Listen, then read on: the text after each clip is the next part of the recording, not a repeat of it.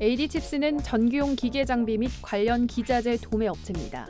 사업 부문은 반도체 사업부, 신규 사업부, SOC 사업부 등으로 나뉘는데요. 반도체 사업에서는 반도체 유통 사업을 하고 있고 주요 거래 품목에는 휴대폰용 IC, 휴대폰 배터리 보호회로 IC, PC 주변 기기 등이 있습니다. 그리고 AD칩스는 자율주행, 웨어러블 등 사물 인터넷의 두뇌 역할을 하는 MCU 초경량 반도체 2종을 독자 개발했는데요. 삼성전자가 자율주행차 관련 기술을 보유한 스타트업에 투자를 강화한다는 소식에 강세를 보이기도 했습니다. 이 종목, 지금 더 자세히 알아봅니다. 네, 오늘의 두 번째 종목입니다. AD칩스 두 분의 매매 의견 체크해 볼게요. 하나, 둘, 셋. 오, 또 올바이네요. 네. 오늘 두 분이 잘 통하시네요.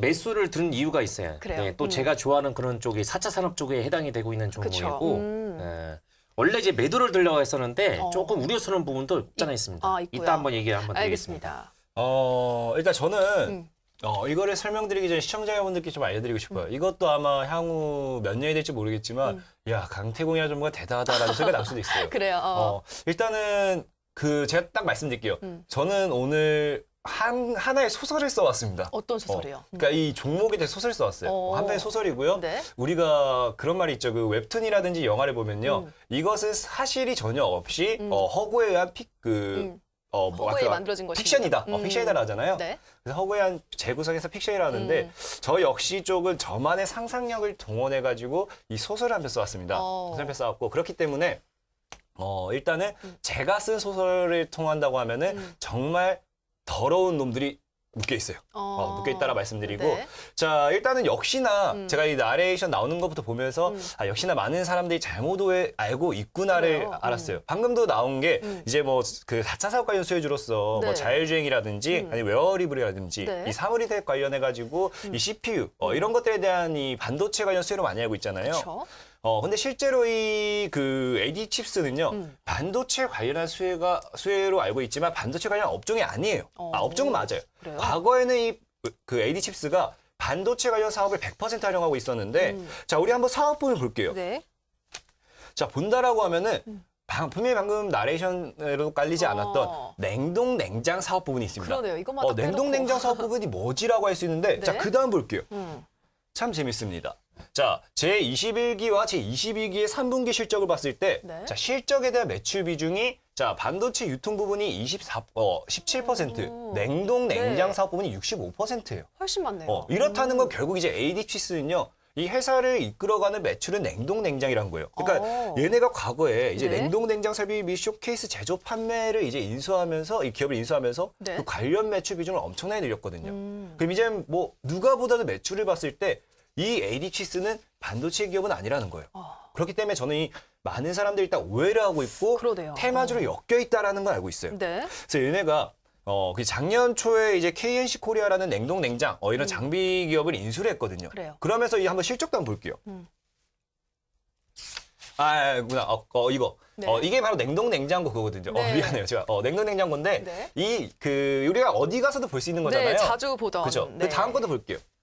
우리가 어디 가서도 흔히 볼 수 있는 냉장고라든지 뭐 쇼케이스예요. 근데 이것을 인수하면서 이제 AD칩스가 완전 탈바꿈을 했거든요. 그래요. 근데 참 재밌는 게 AD칩스가 그전에는 실적이 계속해서 적자였어요. 완전 말 그대로 부실주에서 부실주. 우리 시청자분들이 얘기하는 언제든지 상장 폐지돼도 이상하지 않은 종목. 그래요? 이 4년 연속 적자를 유지하던 그런 종목이었거든요. 근데 실적 한번 볼게요. 네. 실적을 보는데 이 AD칩스라는 기업이 16년도부터 흑자를 기록하게 됩니다. 그러네요. 이러한 이유에 뭐가 있냐고 하면은 이 냉동 냉장 관련한 이 설비를 이제 인수를 하고 여기서 실적을 내서 흑자로 전환시킨 거예요. 그렇군요. 즉 반도체 관련주라고 하지만 반도체로는 모두 다 까먹고 있다는 거거든요.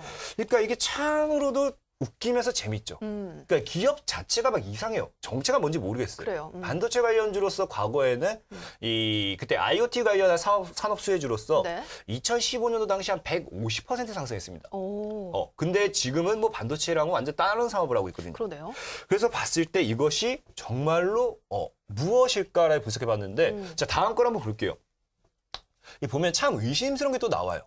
이 AD칩스의 매출이 증가를 하면서 분명히 흑자를 기록했거든요. 네. 근데 보면은 매출 채권이 엄청나게 증가한 게 보실 겁니다. 네. 대략 한 30억이 더 증가했어요. 그러네요. 총 70억 정도의 매출 채권을 갖고 있는데 이 매출 채권이 뭐냐고 하면은 말 그대로 돈을 안 받은 거예요.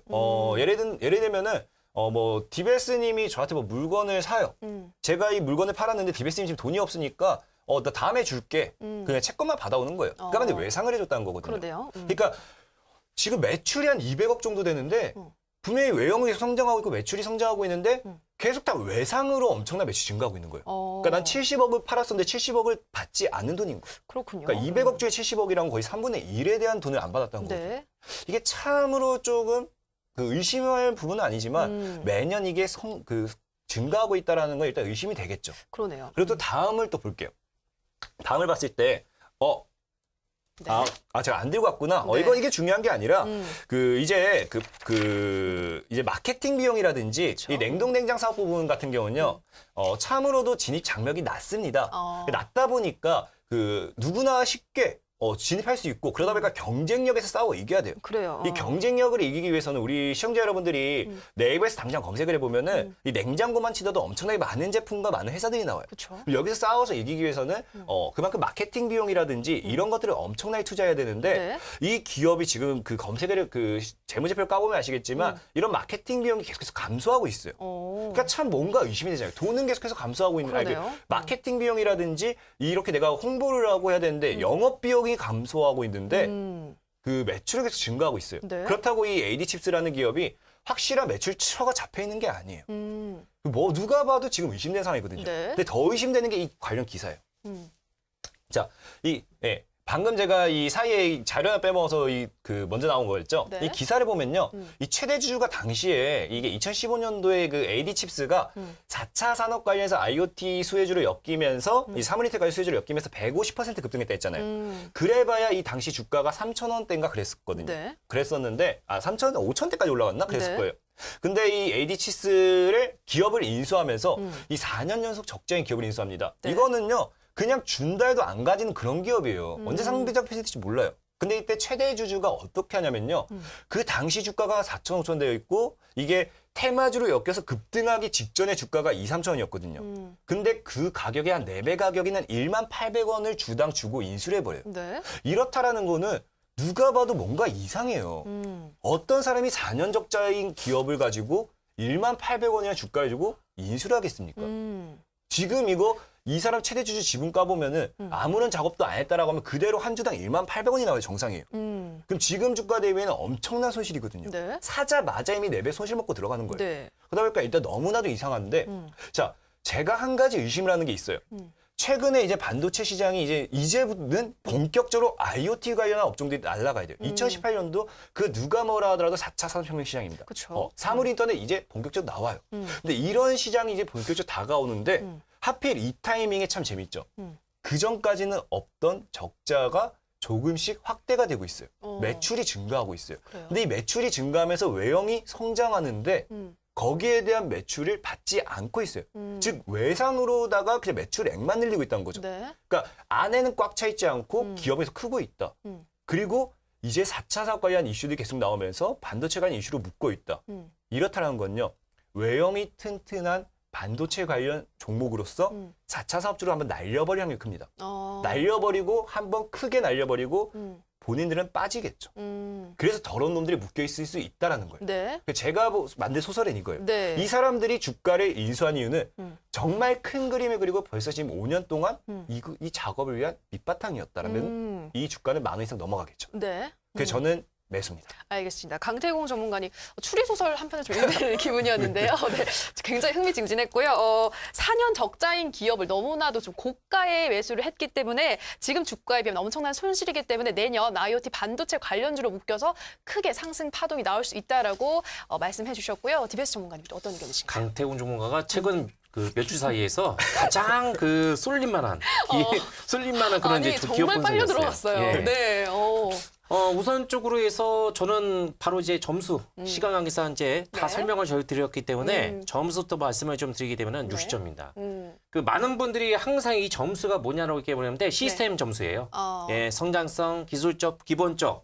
그 50점 이하 종목은 뭐 제가 거기다 보지 않죠. 네. 50점 이상에 있는 종목군들을 거의 이제 가지고 나오시는데 우선적으로 해서 점수 자체가 그 70점하고 또 90점 이 사이에 있는 종목군들 같은 경우는 네. 그만큼 재무적 안정성을 이제 담보가 되고 있는 종목입니다.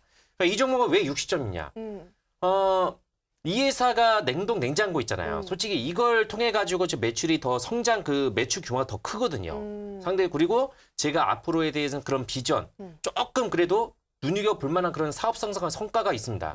성과라기보다는 네. 앞으로 기대를 해볼 만한 그런 성장성은 있어요. 그래요. 근데 매출 사이즈 자체도 그렇고 또 여기에 따라서 시가총액이 500억대예요. 예, 500억대 가면은 상당히 유통 물량도 제한적이고 네. 또 얼굴이잖아요. 시가총액 자체가. 그러면은 자금이 좀 어느 정도 되신 분들 같으면 마음 놓고 안정적으로 해서 베팅할 수 있는 종목은 아니고요. 왜냐? 끼가 있는데 상당히 좀 더티하게 좀 움직이는 스타일이에요. 종목 자체가. 그래서 실제로 해서 개인 투자분들이 그렇게 적극적으로 해서 달려들지 않는 예, 말아야 되는 그런 종목 중에 그래요. 하나라고 이제 보시면 되는데 실적적인 부분은 아까 설명을 좀 자세하게 해드렸었는데 제가 여기서 보여드릴 수 있는 부분은 일단 이제 4년 연속 적자였다가 작년도부터 해서 흑자로 이제 전환이 되고 있습니다. 네. 올해 같은 경우도 나름대로 해서 이제 어느 정도는 숨고르기 그런 이제 흐름을 좀 보이고 있는데 네. 폭발적이지는 않죠. 근데 여기에서 내년도에서 이제 쏠깃할 만한 그런 이제 이슈가 좀 있어요. 그래요. 이 회사가 나름대로 해서 다음 화면을 통해서 이제 보여준다고 하게 되면은 사물 인터넷이라든가 또는 자율주행이라든가 예, 두뇌 역할하는 이제 MCU 이제 마이크로 이제 컨트롤링이 있습니다. 네. 저런 이제 칩이에요. 예, 저것을 이제 바탕해서 올해 그 초경량 그 반도체 두 개를 이제 개발을 했거든요. 네. 그리고 내년도에서 삼성이 그 아까도 설명을 드렸지만 이제 파운드리 이제 공장을 네. 예, 위탁 생산 공장 있잖아요. 네. 그러니까 이 회사는 설계를 전문적으로 해서 이제 만드는 업체예요. 그래서 아무래도 이제 공장이 없잖아요. 네. 그러면 공장이 없다 보니까 파운드리 업체를 통해 가지고 어때요? 대신 위탁 생산을 하겠죠. 네. 그래서 이 회사 같은 경우도 그런 리스트에 올라 있는 상태입니다. 삼성에. 그러니까 이것만 딱 듣게 되면은 그래 내년도 정도에서 삼성하고 연결고리가 형성이 된 상태에서 수혜를 받고 올라갈 수 있겠구나. 아직까지는 이 펜리스 쪽으로 해서 이제 반도체 자체가 네. 상당히 미비할 정도로 해서 매출이 나오고 있는데 네. 내년도에서 올해 이제 개발한 이제 이런 부분을 바탕해 가지고 성장 국면이 나올 수 있거든요. 근데 중요한 것은 매출 규모라든가 시가총액이 낮고 또 관리 종목이었다가 관리 종목이 탈출이 됐거든요. 거기까지는 좋은데 또 여기에 따라서 성장을 크게 보이지 못했을 경우에는 다시 한번 이렇게 내려갈 수 있어요. 네. 그래서 어느 정도는 조금 염두, 예, 조금 적극적으로 해서 많은 비중을 투입을 한다기보다는 네. 적당한 이제 비중을 통해서 관리를 하는 예, 그런 전략으로 해서 네. 접근하는 것이 좋다. 이런 말씀을 좀 드리고 싶습니다. 알겠습니다. TBS 전문가님은 이 기업이 파운드리 업체를 통해서 위탁 생산을 하기 때문에 이 부분에서 이 기업이 삼성전자와의 연결고리가 있다라고 말씀하셨습니다. 다만 좀 신중하게 적당한 선에서 매수를 하시는 게 좋겠다라는 말씀까지 덧붙여 주셨고요. 저 이제 세 번째 종목 살펴보기에 앞서 저희가 방송에서 전해드리는 내용은 투자 판단에 대한 조언일 뿐 해당 종목의 상승과 하락을 보장하지 않는다는 점 유의해 주시고요. 저희 1899-9738번으로 여러분 분석이 필요하신 종목명 남겨주시면 자세하게 분석 도와드리도록 하겠습니다.